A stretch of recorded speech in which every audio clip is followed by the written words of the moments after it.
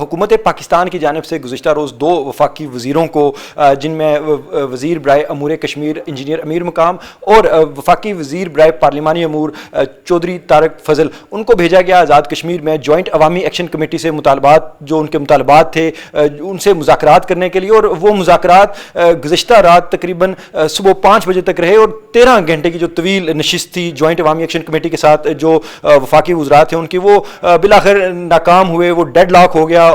چونکہ جو مطالبات پیش کیے گئے جوائنٹ عوامی ایکشن کمیٹی کی جانب سے، ان میں سے تقریباً 90% جو مطالبات تھے بقول جو وفاقی وزراء تھے ان کے، کہ وہ مان لیے گئے تھے، ان کو تسلیم کر لیا گیا تھا. اور لیکن جو باقی جو 2 ایسے جو مطالبات تھے جوائنٹ عوامی ایکشن کمیٹی کی جانب سے، جن میں مہاجرین جو مقیم پاکستان ان کی نشستوں کو ختم کرنا اور جو مراد تھیں اشرافیہ کی، اس حوالے سے ہم موجود ہیں اس وقت وزیر اعظم آزاد کشمیر چودھری انوار الحق صاحب کے ساتھ. ہم ان سے جاننے کی کوشش کریں گے کہ سر کل ایک بڑی نشست ہوئی، بڑی طویل نشست ہوئی وفاقی وزراء کی جانب سے، وفاقی جو دارالحکومت ہے مظفر آباد، وہاں سر مذاکرات ناکام ہو گئے. 2 چیزوں پہ ڈیڈ لاک ہوا. چونکہ جو جوائنٹ عوامی ایکشن کمیٹی کی پریس کانفرنس تھی انہوں نے بھی یہی کہا کہ ہمارے تمام مطالبات مان لیے گئے تھے، لیکن 2 مطالبات پر ڈیڈ لاک ہو گیا. تو سر وہ ڈیڈ لاک کی وجہ کیا ہے اور کیوں مذاکرات ناکام ہوئے آپ کی نظر میں؟ دیکھیے، یہ تو جو آپ فرما رہے ہیں نا کہ 2 معاملات پر ڈیڈ لاک ہوا، وہ دونوں معاملات ایسے نہیں ہیں جن کو یہ کہا جائے کہ ان پر ڈیڈ لاک ہوا ہے. اس کی تشریح، اس کی انٹرپریٹیشن، چونکہ یہ جو عوامی ایکشن کمیٹی کے دوست ہیں نا، انہوں نے ہر جو اپنا ایک ساتھی ہے نا اس کے ہاتھ میں کیمرہ پکڑایا ہوتا ہے کہ وہ ویلاگر ہے اور وہ ساتھ لائیو چل رہا ہوتا ہے. آپ نے مذاکرات کے دوران بھی دیکھا کہ یہ 3 بجے بیٹھے اور 3:45 بجے تک جو ان کے ساتھ ان کے دوست تھے، ویلاگرز تھے، یا جو ایکشن کمیٹی کے ممبر باہر تھے، ان سب کو سوشل میڈیا کا کریز ہے. تو وہ ساتھ لائیو کمنٹری کر رہے تھے جی کہ 90% معاملات طے ہو گئے ہیں. اب مجھے یہ بتائیں، باقی تو میں ایک تفصیل پہ آتا ہوں نا، کہ کسی بھی کانفلکٹ ریزولوشن میں اگر مور دین 51% بھی کسی کی بات مان لی جائے تو وہ کامیابی سے تعبیر کی جاتی ہے اور وہ مذاکرات کامیاب ہو جاتے ہیں. اب جب آپ اپنے منہ سے کہہ رہے ہیں کہ 90% ہو گئے طے اور 2 رہ گئے، وہ 2 جو انہوں نے فرمائے، میں اس کی تشریح کر دیتا ہوں کہ جی ایک مراد. اچھا، اب یہ بتانے سے قاصر ہیں آزاد جموں کشمیر کی عوام کو کہ مراد کس کی. ان کا مطالبہ یہ تھا کہ 5 KVA کا جو بجلی کے بلات کا کمرشل ٹیرف ہے، مختلف پیٹرول پمپس، انڈسٹریل یونٹس، شادی ہالز، جو کمرشل بڑے سکولز ہیں، جو لیبز ہیں، ہاسپٹلز ہیں، جو کہ کمرشل بزنس کرتے ہیں، ان کا آپ ٹیرف کم کیجئے. کیونکہ ڈیفینیٹلی یہ ان کے مفادات کو پروٹیکٹ اس لیے کرتے ہوں گے کہ وہ ان کے اسپانسر ہوں گے، تو ایسی کوئی اس میں پریشانی والی بات نہیں ہے. لوگ ایک دوسرے کو پروٹیکٹ کرتے چلے آئے ہیں. لیکن اس کا آزاد کشمیر کے عام شہری کے مفادات سے کوئی تعلق نہیں ہے اس مطالبے کا. اور یہ ان کے چارٹر میں لکھا ہوا ہے، مطالبہ نمبر پتہ نہیں 7 ہے یا 9 ہے. اب اس مطالبے پہ ڈیڈ لاک بھی پیدا نہیں ہوا. ہم نے کہا 5 KVA کی بجائے آپ 40 KVA تک چلے جائیں. یہ 40 KVA پہ مان کے، اچھا مذاکرات میں جب یہ خود لکھتے تھے نا کہ کامیاب ہونے لگ پڑے ہیں، مطالبات مان جاتے تھے. اچھا، مختلف گروپس ہیں، 4 مطالبے مظفر آباد والے مان گئے تو پونچھ والے مکر گئے، پونچھ والے مان گئے تو میرپور والے مکر گئے. یعنی کہ کوئی منظم رائے تو تھی نہیں نا. تو آخر میں انہوں نے بات اب بتانی تو تھی کہ کوئی جھوٹا سچا تو بیانیہ دینا ہے نا کہ بھئی اب کیا ہوا. 90% مطالبات بھی مان لیے، فیڈرل منسٹرز بھی آئے ارب ارب پہ کہ آپ کو وہ پیکج دینا چاہ رہے تھے بقول انہی کے ہی کہ 90% کامیاب ہو گئے ہیں. تو پھر کیا ہے جی کہ جی آزاد کشمیر کے جو اشرافیہ کی مراد ہیں. اب اشرافیہ سے مراد یہ کیا لیتے ہیں؟ وزراء اور جج صاحبان. ٹھیک، تو جو جج صاحبان کی جو مراد ہیں اور پیز پیکیجز ہیں وہ پروٹیکٹڈ ہیں کانسٹیٹیوشن سے، شیڈول 4-5 میں لکھا ہوا ہے. اب وہ رات کے 3 بجے اگر میں موجود ہوتا تو میں تو خیر اس پہ ایک اور طرح کی ڈیبیٹ کرتا، لیکن وہ اگر اس پہ کوئی بات کرنی بھی ہے آپ نے تو 3 بجے بلا کے اسمبلی کا اجلاس کانسٹیٹیوشنل امینڈمنٹ ہو سکتی ہے. کانسٹیٹیوشنل امینڈمنٹ کا ایک پروسیس ہے اور اس میں عدلیہ کو یہ پروٹیکشن دیا اس لیے گیا ہے کہ وہ فری اینڈ فیئر اور امپارشل ہو کے کسی بھی معاشی دباؤ سے آزاد ہو کے فیصلے کریں. اس کے پیچھے ایک لاجک ہے نا. اور جہاں تک وزراء کی بات ہے تو وہ تو آج میں نے کمپیریزن آپ سے پہلے ایک پروگرام میں پیش کیا ہے اور کل مزید اگر چینلز پہ بات ہوئی تو وہ میں دکھا دوں گا کہ पंजाब से लेकर खैबर पख्तूनख्वा तक, गिलगित बल्तिस्तान तक 9 लाख से लेकर जो कम से कम पे है वजीर की और एमएलए की, वो 4 लाख पे आके खत्म हो जाती है, 3.5 लाख पे।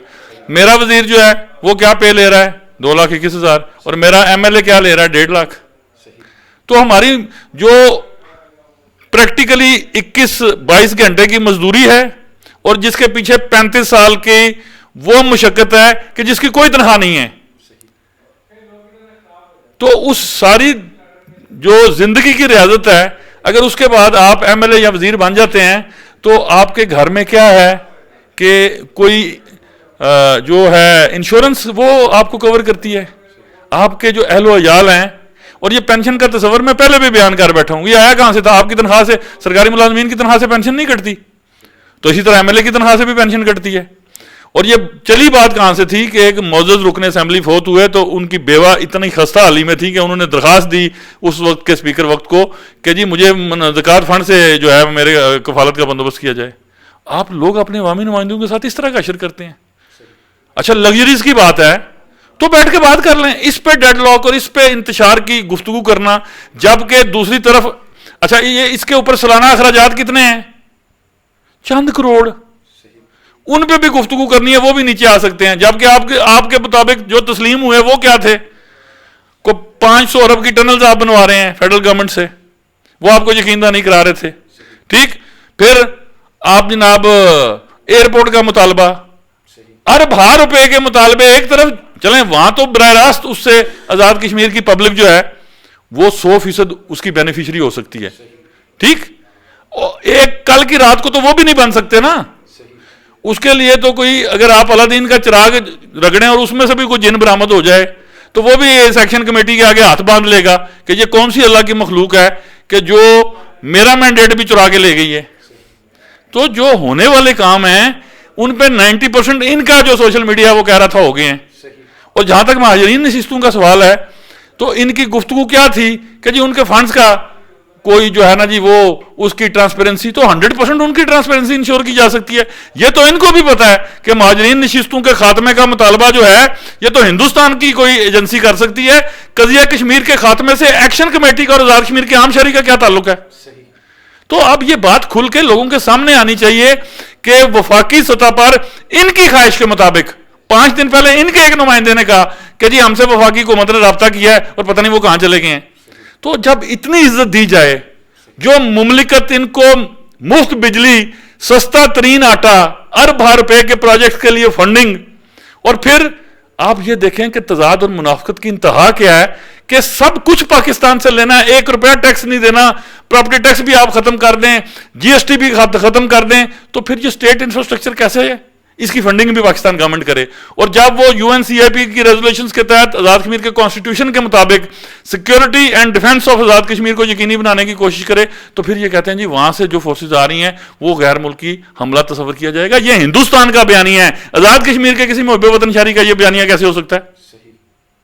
अच्छा साहब, ये बताएं कि आपने अशराफिया की बात की कि उनके जो मराद के हवाले से वो कर रहे हैं, तो उस अशराफिया में वो उसकी तशरीह नहीं हो पा रही कि कौन से अशराफिया की वो मराद के हवाले से बात। मैंने तो उसकी तशरीह कर दी। जितनी ताजर अशराफिया है, जो अरबपति हैं, जो करोड़पति हैं, जिनको रियासत में सहूलियात, मुझे ये बताएं कि ये शौकत नवाज मीर साहब से ये सवाल पूछा जाए या इनके बाकी क़यादत से कि आपके कितने टैक्स पेयर्स हैं जो लखपति हैं, करोड़पति हैं, या इवन कोई अरबपति भी हैं, वो मुफ्त बिजली और सस्ती रोटी से क्यों इस्तिफादा हासिल करना चाह रहे हैं? वो मुफ्त इलाज क्यों कराना चाह रहे हैं? वो मुफ्त तालीम क्यों हासिल करना चाह रहे हैं? ये तो रियासत के गरीब शहरी का हक है, इसके ऊपर आप साम बन के क्यों बैठना चाह रहे हैं? आप अपनी मराद, अपने मफादात के तहफ़्फ़ुज़ के लिए, उसको कवर अप करने के लिए आप कह देते हैं जी अशराफिया। उसकी तशरीह तो बयान करें ना। अगर अशराफिया गुजरे हैं, मैं आपको चैलेंज करता हूं, आ जाएं।